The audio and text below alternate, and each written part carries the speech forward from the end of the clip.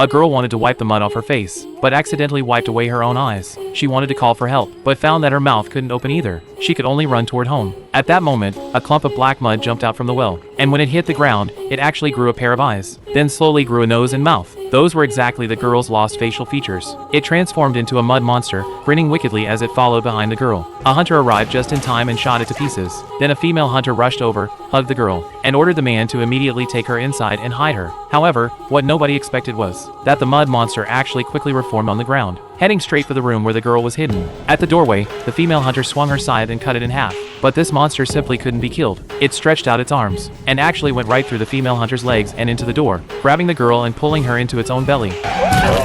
Then it turned into a cookie.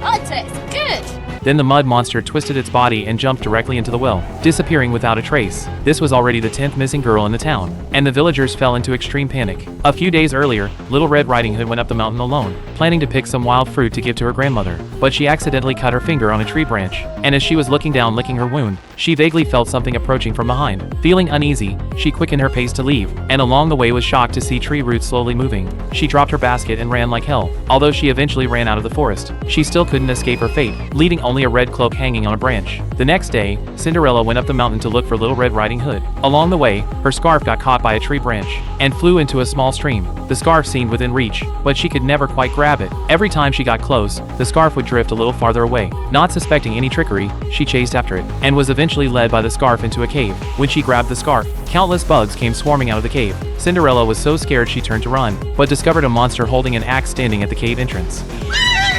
The string of disappearances made the villagers suspicious. Could it be a witch causing trouble? So they hired at a high price an exorcism master, the Brothers Grimm, led by the female hunter. Everyone went together into the depths of the forest to investigate, but didn't find any obvious abnormalities. Only saw a tall ancient tower at the very end. Legend has it that several centuries ago, a beautiful queen encountered a plague outbreak on her wedding day. To avoid the virus, she built this isolated tower, but still couldn't escape infection. As her condition worsened, her once beautiful face began to rot, and her agonized screams echoed throughout the entire kingdom. And now, strange phenomena appeared around the ancient tower too. Moving trees, flocks of crows, little bugs crawling on the ground. As the sky grew dark, everyone decided to retreat to the town first, but discovered in horror, they could no longer find the way back.